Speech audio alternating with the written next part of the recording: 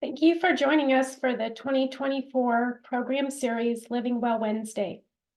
My name is Monique Kerner. I'm the Family Community Wellness Agent for the Cottonwood District, and I will be your host for today. Our Living Well Wednesday is a virtual learning series hosted by K-State Research and Extension, Family and Consumer Sciences professionals from across the state of Kansas. Many of our topics will touch on a wide variety of essential skills that empower you and your family to live, work, and thrive. Before we get started, I just want to go over a few housekeeping rules. Be respectful and open of others throughout the presentation. Feel free to type your questions in the Q&A box and comments into the chat box. The Q&A box does have a feature where you can ask anonymously if you are more comfortable with that. Our monitors, Elizabeth and Ashley, will make sure you go over the questions at the end of the presentation. Today's session will be recorded and posted to our Living Well Wednesday webpage along with additional resources. You will be able to find all future and past programs in our website as well. Lastly, a friendly reminder, our Living Well Wednesday series discusses a new topic every second Wednesday in January, February, and March over the lunch hour. Be sure to check our Living Well Wednesday website for additional details on registration and topics, and to find recordings of previous webinars. Michelle, are you able to share your screen and advance to the second slide?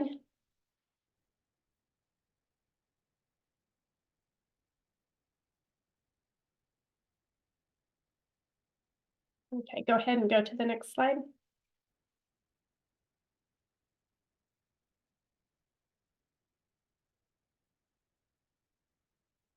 We want to acknowledge that K-State Research and Extension is an equal opportunity employer. Therefore, we do not discriminate against anyone. So if there is a special request or concern that you need to allow for you to attend our programs, please reach out to us. And next slide. We want to thank our presenter, Michelle Lane, for joining us today. Michelle is the Senior Director for Community Wellness and Corporate Health at North Kansas City Hospital. And with that, I will turn it over to Michelle.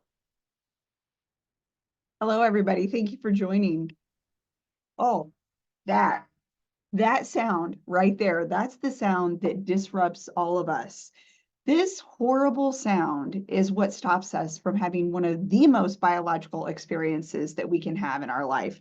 And we're going to talk about sleep today. I'm going to talk about the science of sleep and how it is so important. I used to think that sleep was like this thing that I had to do. It was kind of like this task that I need to accomplish, because in my head, you don't really do anything that important when you were sleeping, or that's what I thought. You don't eat, you don't drink, you don't have sex, or most of us don't have sex anyway. And I just thought, well, this was kind of a waste of my time.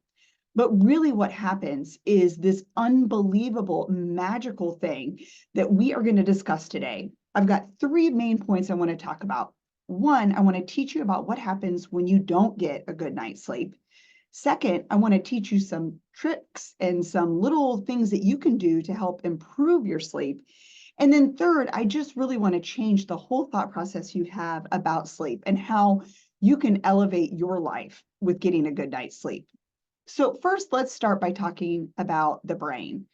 If sleep is a superpower, then the brain is a Swiss Army knife. This thing only weighs 3 pounds, but it contains 75% water. And so just a 2% decrease in your hydration can affect the brain's capacity to function. And this is exactly what we need to be thinking about in these cold weather months. I don't know about you, but I don't really drink that much water during the winter. I don't seem to be as thirsty. But there are things that happen to our brain when we don't have enough hydration in there. You can get an actual brain fog. And the other thing that's interesting to me about the brain is that you actually have two brains. So in utero, when your brain is developing in your mother's stomach, part of that tissue will stay back and it becomes your gut. And in your gut is where your manufacturing of your feel-good hormones takes place. So 90% of our serotonin and our dopamine is manufactured in our gut. And so that feeling of that gut instinct, or that your gut just knows, that's real, because that's brain tissue that makes up your gut. And so likely, that when somebody develops brain cancer, they also watch for colon cancer or stomach cancer because that is the same tissue. So the brain is absolutely fascinating and it's very complex, but we're going to break down a couple things today and talk a little bit about what is the most important functions of our brain. So scientists have decided that sleep is actually probably an elegant design solution to your organ's major problems that it has to solve. So every organ in your body has two problems. It needs a continuous supply of nutrients to fuel its cells. And in the brain, it's especially critical because that's where all this electrical activity takes place. So it uses up a lot of energy, but it only accounts for 2% of your body mass, but is burning almost 30% of your energy. And so our cardiovascular system works by bringing nutrients and blood supply to every little nook and cranny in our brain. And so just like all other organs in our body need a great blood supply, when we burn this supply of nutrients, we also have a byproduct. And so throughout the body, we have a system called the lymphatic system. And as you can see in this picture, the lymphatic system is this network of things just like a cardiovascular system. It's green in that photo. And what happens is the waste of the cells are picked up, taken through the bloodstream, and then they are deposited either in your feces or your urine, and it's eliminated that waste. But if you notice in this diagram, there is no lymphatic system in the head. So how does the brain solve this waste clearance problem? And the brain solution is really downright genius, and it's beautiful when seen on an MRI. So what happens is the brain has this large pool of CSF, cerebral spinal fluid, and it kind of percolates around in the brain. And your waste is dumped into this brain and into the cerebral spinal fluid. But it's very systematic the way that occurs. I don't know if you guys have ever seen one of those lava lamps, like in the 1970s, where there's this string of lava and it's like a bead. When visualized under MRI, you can see the cerebral spinal fluid using the blood supply, using the arteries and veins within the brain that go to every nook and cranny. And the cerebral spinal fluid percolates on the outside, it runs on it. And it is absolutely the coolest design solution because, we've got this rigid skull, it can't get any bigger, and it doesn't have room for a whole nother network, to be able to get rid of the waste. And so this is one of the solutions that the brain has come up with to eliminate waste. But the part that is simply so unique is that this only occurs during a sleeping brain. So you only have this literal brainwashing that is so necessary to get rid of all the waste in your brain while you are sleeping. And so that's one of the main values that there is for sleeping, is this literal brainwashing that we get every night. So I want to kind of talk a little bit about the sleep cycle. And this was one thing that was a profound learning point for me. I, have been a nurse practitioner for a long time.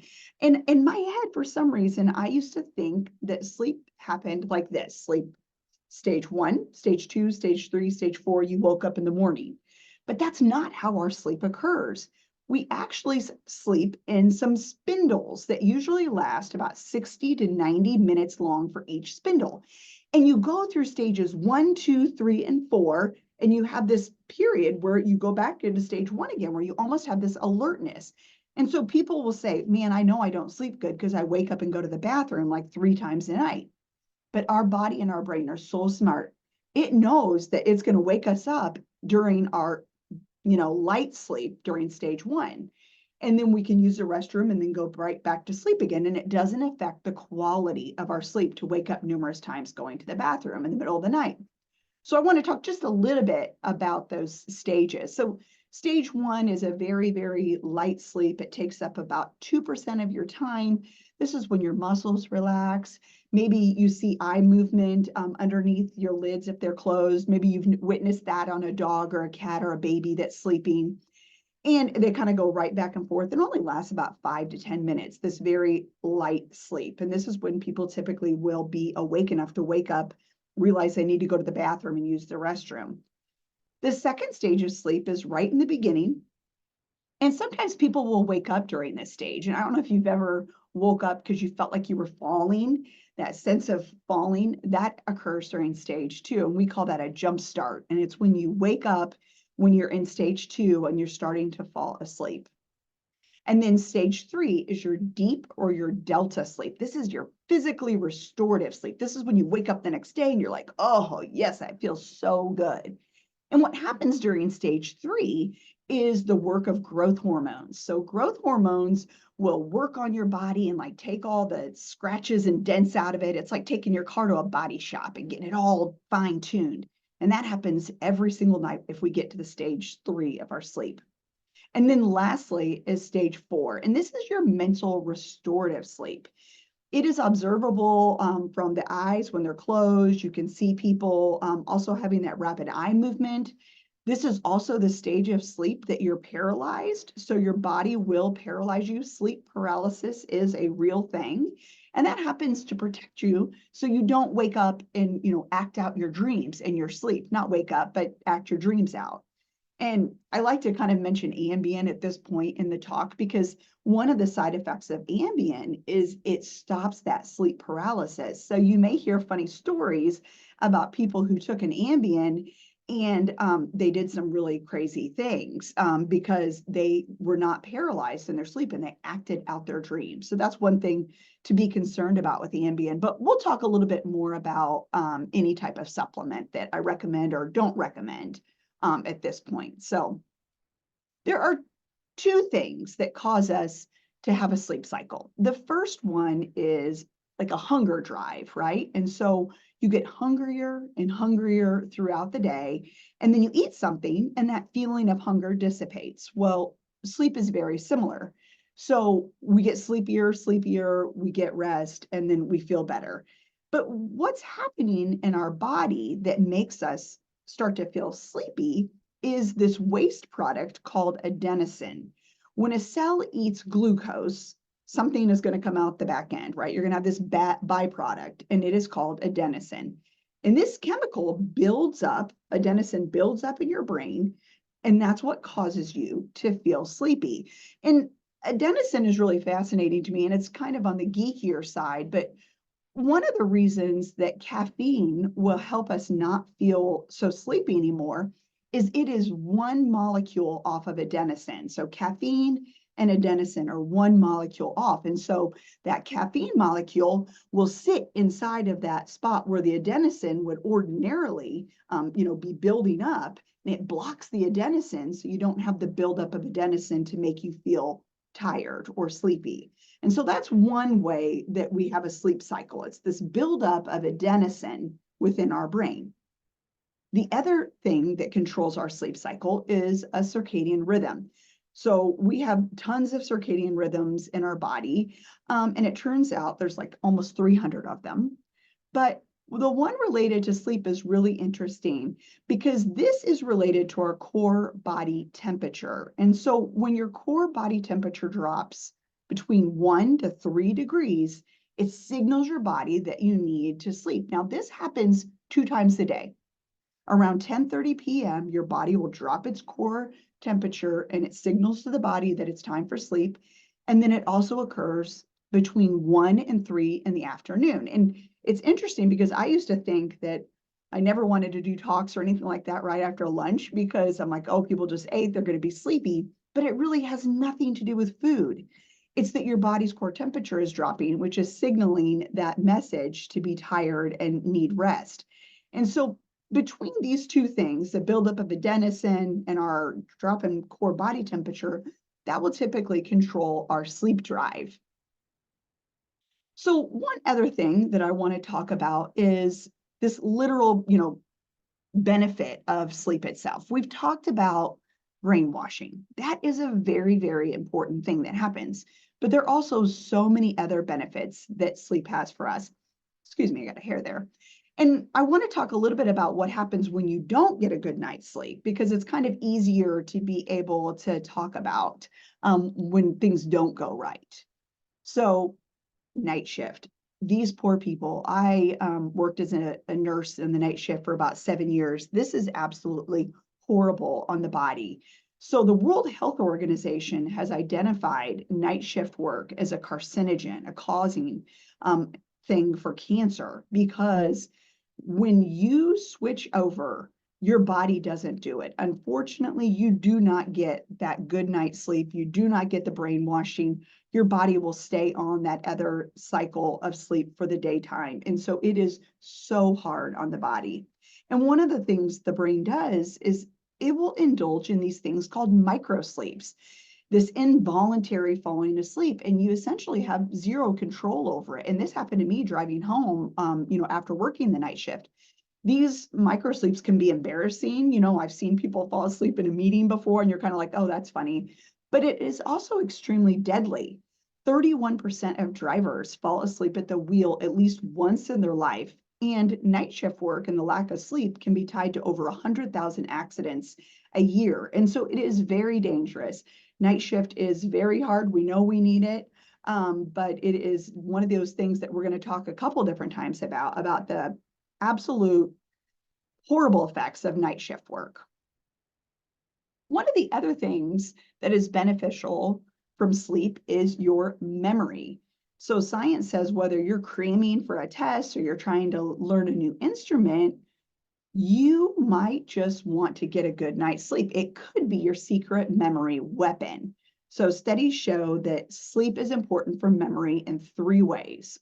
1, sleep will get your brain ready to absorb any information, kind of like a dry sponge ready to soak up all the things that it learns throughout the day. And if you don't get a good night's sleep, you can think of your brain as like this waterlogged. Have you ever tried to wipe a counter off with a wet soaked sponge and it just kind of smears the water all over and it doesn't absorb anything? So that's one thing sleep does, is it gets your brain ready to absorb information. The second thing it does is almost is like hitting a save button for new memories. In fact, it's this cementing of the memories that is so absolutely important for us. This mechanism, how it happens is you have this hippocampus, right? You got 2 different brain structures. You've got the left and the right side of your brain, and the hippocampus sits up there. And think of your hippocampus like the inbox in your email. Okay, so you go throughout the day and you get all these messages in your inbox, your hippocampus, right? And it can, reach this information as it needs to. But the second structure is your cortex. And think of your cortex as like your jump drive, okay? And so when you go to sleep, the emails and the inbox of the hippocampus get transferred over into memory, into the cortex, which is that jump drive. And that only occurs when you're sleeping, this transfer of information from the hippocampus to the cortex jump drive. And so that is the second way that sleep is so important in your memory. And then the third thing that happens when you're sleeping that is important to the memory is this ability to replay things and learn. I loved the research that was behind this. A lot of them were mice and rats learning mazes. And in one of the studies, one of the first profound studies, they found that they had hooked up electrodes to the mice, taught them this maze, and they were trying to see how long it took them. And they took a break and ate their lunch, but they kept the mice hooked up, didn't even think anything about it, and the mice went to sleep. And what they found out and realized was that when the mice went to sleep, the brain went into replay 20 to 30 times faster. You could hear the mice replaying that maze in their brain, and they were literally learning while they were sleeping. And so that is one thing that is so important. So I always make sure when my kids were younger, they had a big test the next day, don't stay up as an all-nighter and study all night. There is no value to that. You need to get a good night's sleep to be able to cement that information into a memory and integrate all of that information. And then lastly, for memory and sleep is the ability to kind of integrate and associate different thoughts in your brain while you're sleeping. So this is typically seen by people waking up in the morning. I have my best ideas in the shower because when I'm sleeping, different thoughts and problems have, percolated up in my brain. And while I'm sleeping, I literally am solving problems. And so that's this wonderful thing that you can wake up and have this solution to what you thought was an impenetrable problem. And it all occurred when you were sleeping. You didn't even have to do anything to get this benefit. So learning and memory is very important. Additionally, the disruption of deep sleep contributes to cognitive and memory decline in aging. And most recently, we've discovered that Alzheimer's disease is also somehow impacted with sleep. So Alzheimer's disease is a form of dementia. Typically, there's an alteration in memory decline or just a memory loss altogether. And one of the things that they have noticed in the science and research of dementia is the buildup of a sticky substance called beta amyloid in people's brains that have Alzheimer's and dementia. So my brain is making beta amyloid right now, and so is yours. But in patients with Alzheimer's disease, that beta amyloid builds up in the spaces between the brain cells. And instead of getting cleared away like it should when you're sleeping, it's building up. And that thought is that this may be one of the key steps in the development of the terrible disease of dementia. So if sleep then is part of the brain's solution to waste clearance, then maybe if we learn a little bit more about sleep and dementia, we can somehow improve, the signs and symptoms of dementia and that memory loss. There's so many things related to Alzheimer's and dementia, like physical structures that change in the brain. And it's really difficult to treat, but maybe this understanding with sleep and the buildup of beta amyloid, there's something we could help fix there. And so that's new research that's coming out. There's a great TED Talk. I don't know if anybody watches TED Talks about it that is really, really interesting. So Alzheimer's, dementia, and your sleep. Another thing that your sleep affects is your cardiovascular health. There is a global experiment that is done with 1.6 billion people across 70 different countries every year, and it's called daylight savings time. In the spring, when we lose 1 hour of sleep, there is a subsequent 24% increase in heart attacks the very next day. And the reversal takes place in the fall. When we gain 1 hour of sleep, there is a reduction of 21% less heart attacks the following day when you gain 1 hour of sleep. This is incredible. And you can see this exact same profile with car crashes, road accidents, and suicide rates. And this is why the World Health Organization and the federal government is getting rid of daylight savings, because of this profound impact that it has on lives, that losing 1 hour of sleep increases suicides, car accidents, and heart attacks. And so absolutely, I'm so grateful that they have discovered this science and that they're moving away from daylight savings time. Another thing that your sleep affects is your reproductive organs. So sleep deprivation affects the fertility of women. And I work at a North Kansas City hospital, in a large hospital. We have 4,500 employees. And there was a period of time where I was a leader over the ICU and the emergency department. And I had about 700 nurses that reported to me, a lot of them young women trying to make humans. And so one of the things that we were doing was flipping people over from the night shift to the day shift when they were trying to get pregnant, because female shift workers, they suppress their melatonin production, and then they get this excess of HPA, which results in early pregnancy loss and a failed embryo implantation. And so we found profound impacts of flipping our night shift girls over to the day shift for a while, getting them pregnant, and then flipping them back over. And then additionally, there is science that shows that there's a decrease in your libido when you don't get a good night's sleep too. And that's amongst men and women. So sleep can absolutely affect your reproductive organs and your libido too. Another connection between the loss of sleep is weight gain. So if you sleep around 5 hours or less a night, you have a 50% more likelihood of being obese. So what's the connection there, right? So two things happen. First, your metabolism slows down and you get this jump of cortisol, which increases, and cortisol makes you have an appetite, right? Your increase in your stress hormone makes you hungrier. And then the second piece is hormonal changes that occur in your body. We've got hormones in our brain that are telling us things that we don't even know are going on. And one of those hormones is called ghrelin. And ghrelin is what tells us if we're hungry. And when you don't get a good night's sleep, you have a huge increase, 40 to 50% in your ghrelin hormone. And it's telling you you're hungry. So I don't know about you, but I've had many nights where I didn't get a good night's sleep. And the next day, I'm freaking starving. Like I will eat anything not nailed down. And that's because of my huge bump up in my ghrelin hormone, which tells me that I'm hungry. And then that coupled with a reduction in another hormone called leptin, which tells my body that I'm full, makes for a really bad combination. So I don't think that my nightly scoop of ice cream is helping me at all with my weight control. But I think it's really important to think about in relation to goals that you may have in your life related to weight loss or maintenance, and think a little bit about that sleep correlation between your ghrelin and your leptin. And so sleep absolutely affects your hormones. And just a couple more that I want to talk about before we flipped over to things that I want to teach you on what to do to get a good night's sleep. But our nightly slumber also affects our emotional brain center.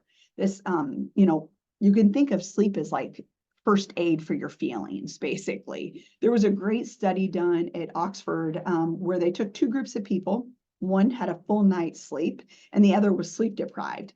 And they placed them in MRI scanners and they showed them things on film that would create an emotional reaction in people's brains.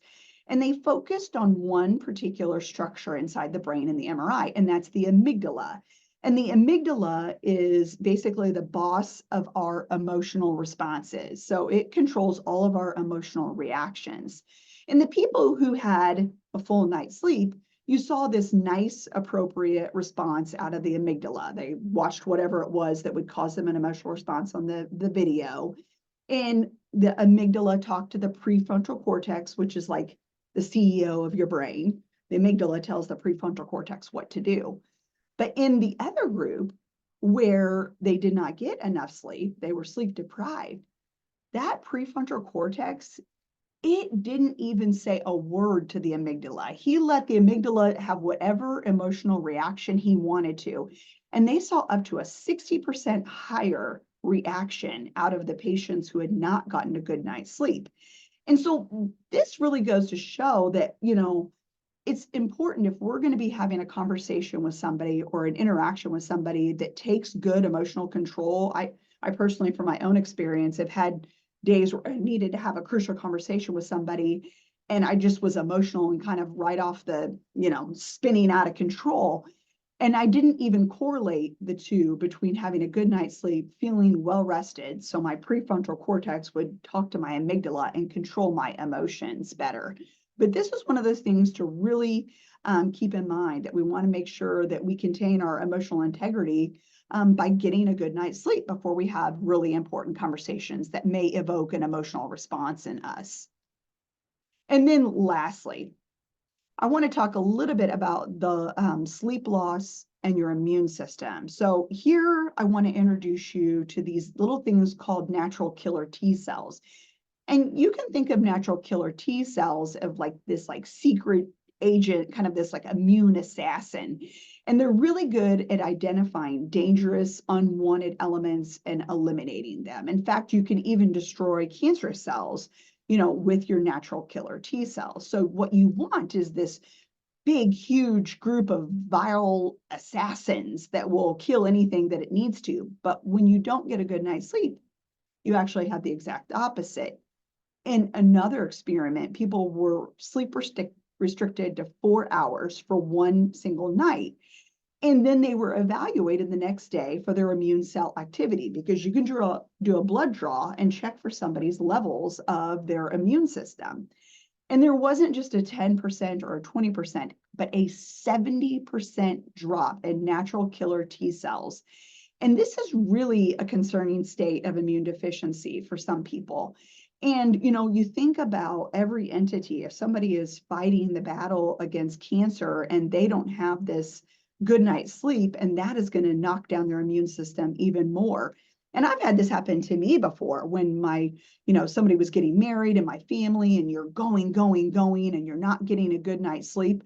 And then you know what happens? You get a cold, you get sick because you've just been going. And that's because the lack of sleep drops that immune system. And so you're not able to fight off an infection that you ordinarily would be able to. So sleep is extremely important in your immune system.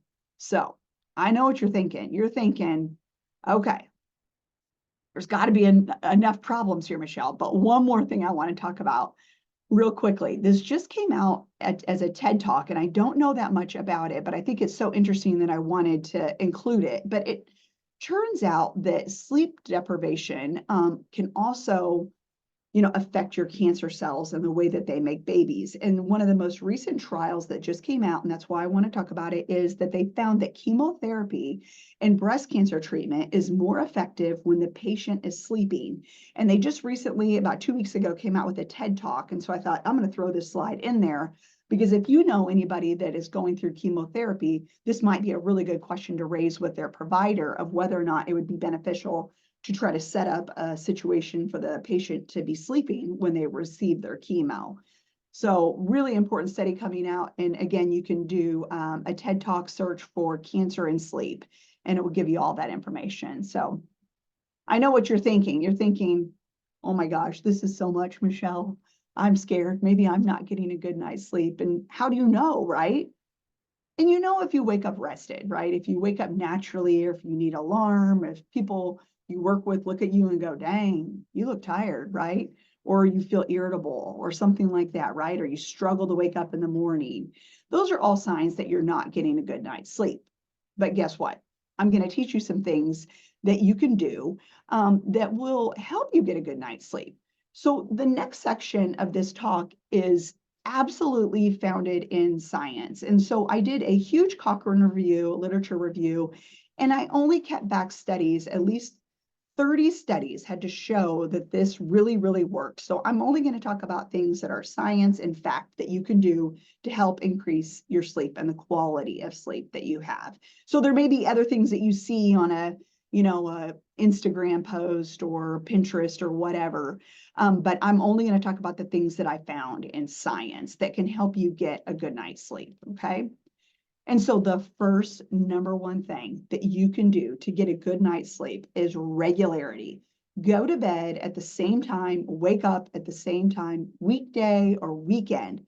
Regularity is absolutely king. It will anchor your sleep, and it will improve the quantity and quality of your sleep. Over 50 studies showed that just keeping the same schedule will be absolutely beneficial in your quality of sleep. So keep a good schedule. Second, get that room cool. So your body needs to drop its core temperature 1 to 3 degrees, remember, to initiate that sleep cycle. And so there's multiple studies that showed 65 degrees is the ideal temperature for sleep. That's pretty darn cold for me. But I do keep my room at 67, and I stick my 1 foot out as like this temperature control mechanism. So temperature is important. Cool is better and will get you into that sleep cycle. Lots of studies have shown it. The third thing founded in fact that will help your sleep is to make sure that your room is dark. This is very important. You want to reduce the amount of light exposure at least 30 minutes prior to going to bed. So light will increase your alertness, but it also shuts off your melatonin faucet. And your melatonin is a natural hormone that we have that builds up and is part of our circadian rhythm for sleep. And if you think about it, what's the one thing we do at night? We go into the brightest room in our house and pick at our teeth. We brush our teeth in this big bathroom light. That is exactly what we don't need. And so one of the things I did was I put a little lamp in my bathroom. And at night when I go in to brush my teeth, I just use the lamp, and I don't get that big bright light on my eyes. And so fourth is, of course, blue light. So 440 to 490 nanometers is too much. You do not want blue light to be hitting your eyeballs, because again, it will be shutting down your melatonin faucet. So if you have a mobile phone computer or an iPad that has a filter, most of them have that setting nowadays, make sure you're using that to keep that light away from your retina. That will shut down your melatonin faucet. Over 30 studies said Absolutely, sleep is affected by seeing light prior to bed. And then another thing founded in science is exercise. And you'll be happy to know it was only 10 minutes of exercise that will affect your quality of sleep. And so get at least 10 minutes of exercise every day. And if you think about it, it doesn't have to be jumping on a treadmill or a Stairmaster. It can be vacuuming or cleaning the house or raking leaves or shoveling snow. Those are all forms of exercise, and they can help increase your quality of sleep. And then a third or a final thing that showed up in the science is making sure you only use your bed for sleep or sex. You shouldn't be watching TV or reading books in there. When you get in bed, your body is supposed to be trained to be able to just, this is where I sleep, this is where I'm going to bed. Now, the other pieces that I want to talk about are some heavy hitters. And so I've developed slides just for them on their own. And one of them is stimulants, and caffeine represents the stimulant of choice for most of us. You know, if you're naughty, you also use nicotine as a stimulant. But, you know, caffeine has a couple little side hidden features that I want to talk about that most people are not aware of. And the first one is duration. So caffeine for the average adult has a half-life of 5 to 6 hours. And what that means is if you drink a cup of coffee at 1 o'clock in the afternoon, 5 to 6 hours from then, you still have half of that caffeine circulating, blocking that adenosine from building up for you to become tired to go to sleep. And so people don't necessarily correlate that 2 o'clock coffee, but it does affect your brain because a quarter of it is still swirling around there at midnight. And so it's just one of those things that I try to be mindful and only drink decaf after about noon. But the other thing that caffeine does is it affects the quality of our sleep. Some people will say, oh, I can drink a cup of espresso with dinner and I fall asleep fine and I stay asleep fine.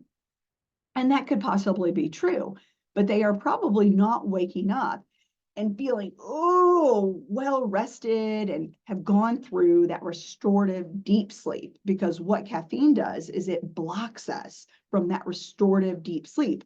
And so somebody goes to sleep okay, they stay asleep okay, but they don't wake up feeling rested. And typically that can be tied to caffeine later in the afternoon. And so that's one thing I want people to be mindful of is that caffeine has two hidden side effects that we don't think about. And then lastly, alcohol. So many of us can turn to alcohol for relaxation. You know, it can help you get to sleep, but it mildly sedates you. It doesn't help you get to, the sleep transition. And what happens is if you drink too much alcohol, it can actually harm the neural processes that are going on in your brain. And that takes place primarily through memory consolidation and memory recall. That's where a large amount of alcohol will typically affect. And so the second part of alcohol with your sleep is it can fragment your sleep. Alcohol can trigger and activate during sleep our fight or flight branch of our nervous system. And so you may wake up more frequently during the night if you've had a lot to drink. And so one of the interesting things I like to talk about with people is that if you do have a heavy, night of drinking, you went to a wedding or whatever, you typically will remember your dreams too, because that's one of the things that happens is it blocks your rapid eye movement or your dream sleep. And so you're not fully sleeping. And so people are able to recall their dreams more when they've had a night of heavy drinking. And so those are a couple stimulants that I wanted to just kind of touch base about. And then I want to dive into, we've got just a couple more slides here, but think about this, what happens when you can't sleep, right? What do, right? Well, I'm going to talk about a couple things, but there is a good alternative for people. But remember, you wouldn't sit at the dinner table and wait to get hungry. And so don't lay in bed longer than 20 minutes to try to go back to sleep. That's not going to do you any good. So science says, at least 30 studies say that you should get out of bed, write down what it is you're thinking about, or do the thing that you're thinking about, read a book, or do something else, right? And that can help you get back to sleep. So if you're laying in bed and you can't get back to sleep, that's one of the things you can do.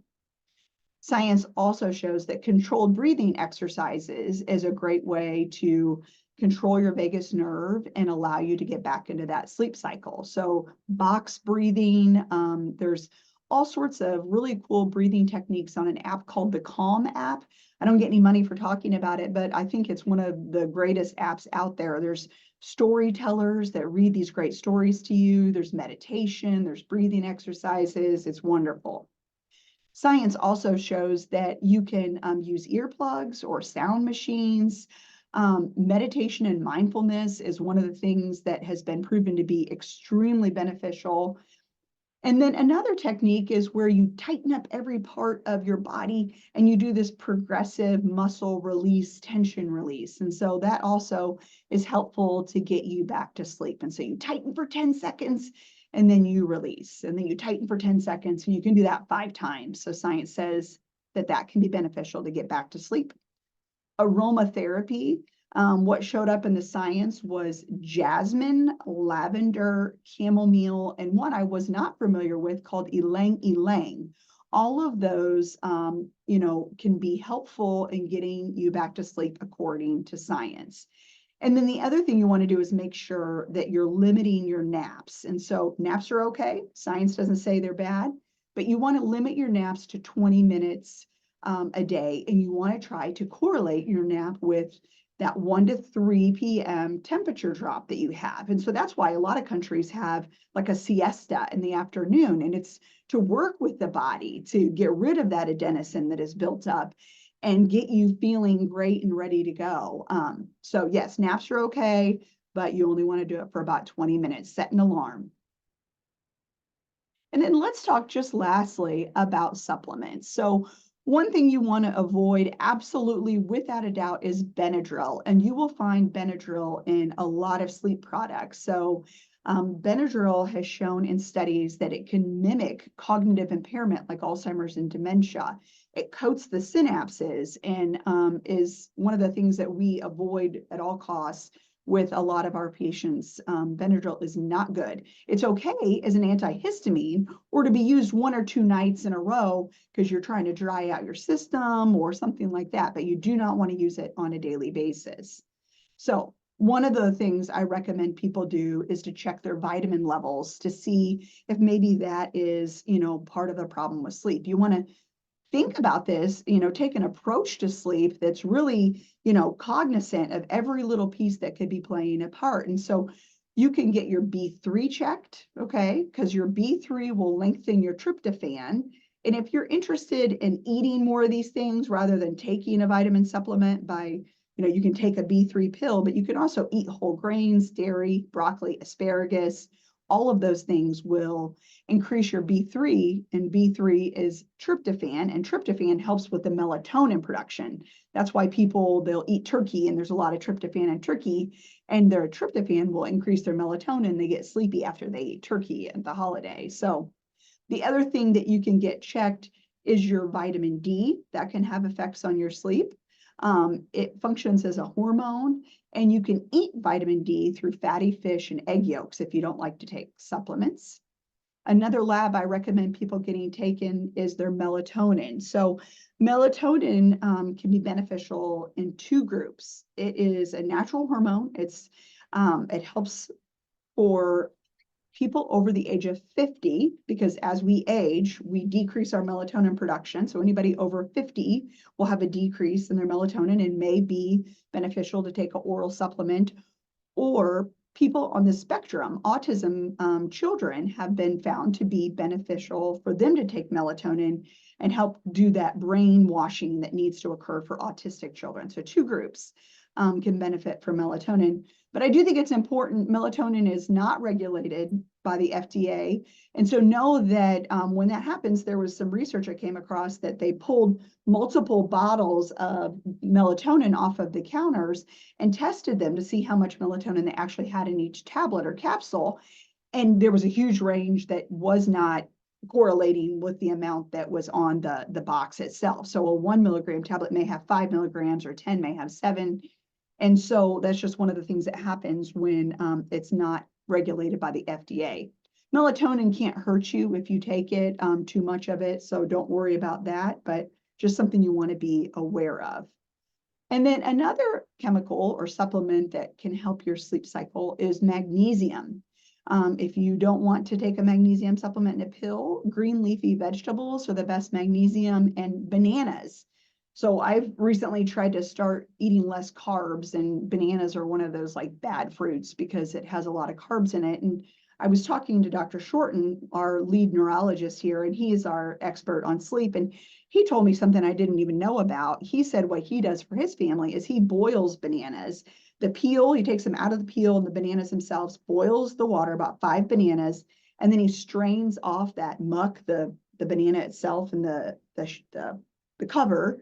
And what he's left with is this magnesium water, because bananas have a huge amount of magnesium. And he leaves this pitcher of banana magnesium water in the refrigerator, and his kids will come get a little Dixie cup and have that before they go to sleep. And so I did try that. It was messy. It wasn't my cup of tea, but if you're into natural holistic methods to get magnesium, that could be one of the ways that you help yourself out. So remember though, if you have an injured tendon, you're going to want to get an expert to help you. And so if you have problems sleeping, it could be a myriad of other things. It could be your thyroid, it could be your B12, it could be sleep apnea, it could be menopause, low blood sugar, arthritic pain, it could be heartburn, it could be a million other things that are affecting your sleep cycle. And so you do want to make sure you check with an expert if you're having problems like that. I think that's super important.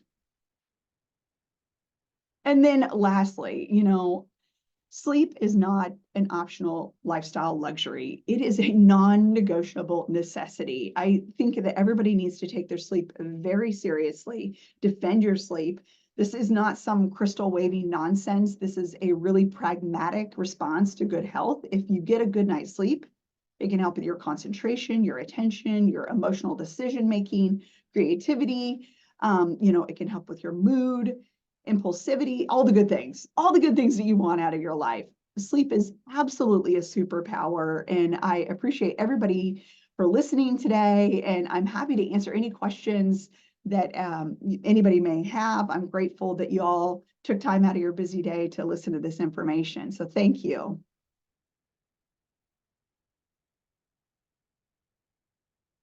Let's see if we have any questions on the chat. Michelle, there was a question about the TED Talk that you mentioned about dementia. Yeah. Sleep. I put a link in the chat. Was that from Matt Walker? Yes. Okay. Yeah. Yeah, TED Talks are amazing. You can't believe all the great information you get there. One of the participants put in the text that I find reading before I go to bed is relaxing and actually help me go to sleep. Oh, I'm sorry, I couldn't hear you. Oh, one of the participants said that reading helps her to go to sleep. Yeah. Oh, absolutely. Reading is wonderful for you. It's just that it calms you. And even if you do it on an iPad or a Kindle, just make sure you have that filter set up. I read at night too. I think it's super relaxing. I typically read the same sentences 4 times and then fall asleep.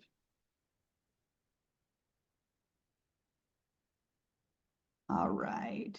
I'm looking to see if there's any other questions. Oh, so somebody said that they take magnesium, but increases their bowels. And so, yes, that is absolutely problematic, magnesium. And you want to make sure there's about 30 different types of magnesium. And the one that helps sleep is glycinate.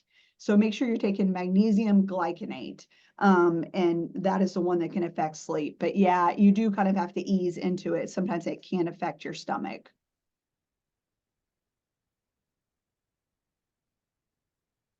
Did I miss any other questions out there? I don't see any other. Yes, there is one in the Q&A box. Do you have any specific tips for sleeping while pregnant? Oh my gosh, you poor people. I tell you what, I just had a new grandbaby be born 2 weeks ago, and my daughter was miserable, absolutely miserable. You know, it's really a lot of positioning problems. It's the anatomy of your body that is so problematic, you know, and typically, you know, most pregnant people have to wake up numerous times throughout the night to go to the restroom. But just be reassured that your body knows what it's doing, and that will typically wake you up in that spindle as you go back into stage 1. And just try to use 50,000 pillows. I really have no good advice except for empathy. That's it. I'm so sorry. Making a human is a lot of work.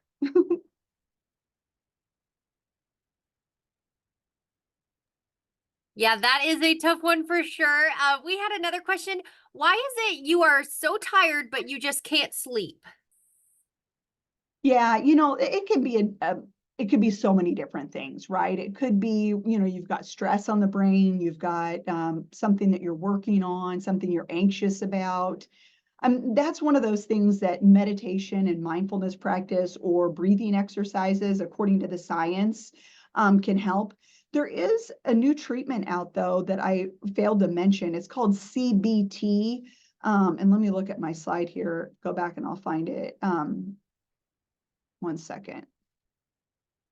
Okay, so cognitive behavioral therapy, CBT, it's covered by your insurance, and it covers 6 sessions usually. And this is with a therapist. And within the cognitive behavioral therapy, it teaches you how to relax. And the studies that I read had about a 75% success rate. And so that's one thing. If you have tried everything and you're not anxious and you're not whatever, I would reach out and Google cognitive behavioral therapy, find somebody that's covered with your insurance, and try that, because it has been very successful. But it is 6 sessions. It does take a commitment to do that.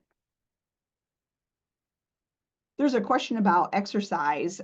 There is studies that say strenuous exercise within 30 minutes of sleep is a bad thing. So that could be a great excuse for you if you don't want to work out. Just procrastinate until 30 minutes before bedtime, and then you can say, oh, I don't want to work out because it's going to keep me awake. But yeah, 30 minutes. I saw something about a sleep study, and I do want to talk about that just real quickly. So the Neurology Today put out a huge study, almost 50,000 participants, and what they discovered is with patients that have sleep apnea and it's not addressed, and patients that have sleep apnea and it is addressed, mortality, 7 years is what treating your sleep apnea will add to your life. And that is profound. There hasn't been a study that has showed that profound of an impact. So having sleep apnea and it's unaddressed is a direct correlation with mortality. And so get a sleep study. You know, you don't have to go to a dark room and sleep and have some weirdos stare at you all night. They send you a kit and you hook it up at home and you put it on your bedside table, the electrodes and the finger thing. And then the next day you just package it all up and you ship it off. And if you didn't do so well, then, you know, they call you for more testing. But it's a really simple study and definitely something that people need to be addressed. There's another question. Do you have tips for when you're traveling and sleeping in a hotel?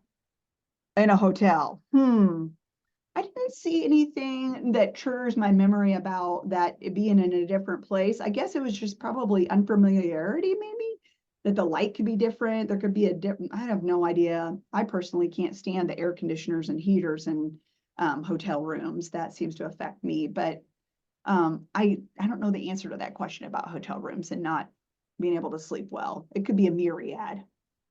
Could be the people next door. Happens that they take with them their pillow. Oh, yeah, bring your pillow. Yeah, that's a great idea. I'm scrolling through. Somebody said something about their AFib. Why does my occasional AFib kick in after 4 to 5 good hours of sleep? I don't know the answer to that. But I could look it up and ask my cardiologist if you'd like me to do that. I think that's a great question. If that is a common thing that happens, or if it's just individualized to you, I can at least research that and see if there's something going on there. I have no idea, though.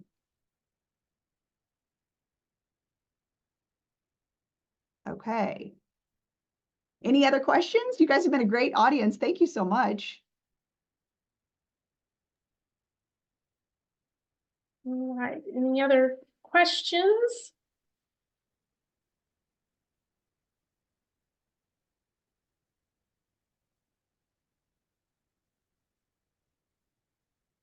Okay. If not, I just want to thank Michelle for doing this presentation. I'm sure many of us learned something new to take home and practice. So some very practical information. We encourage you to complete our survey by using the QR code. Michelle, do you have that last slide? Oh, yes, I'm sorry. Okay. Yeah, that has the QR code on it, and it will also be sent to you right after and will be available on the Living Well Wednesday website. So please feel free to provide comments and suggestions. We hope that you will continue joining us every second Wednesday. Our next one will be on women's health and functional medicine on Wednesday, February 14th at noon. And lastly, if you would like more information or additional resources, please reach out to your local extension agent. If you are not sure where your local office is, you can find it by going to ksre.kstate.edu and select statewide locations. Then hover over your county and find the location of your local office. So again, thank you and have a good rest of your afternoon.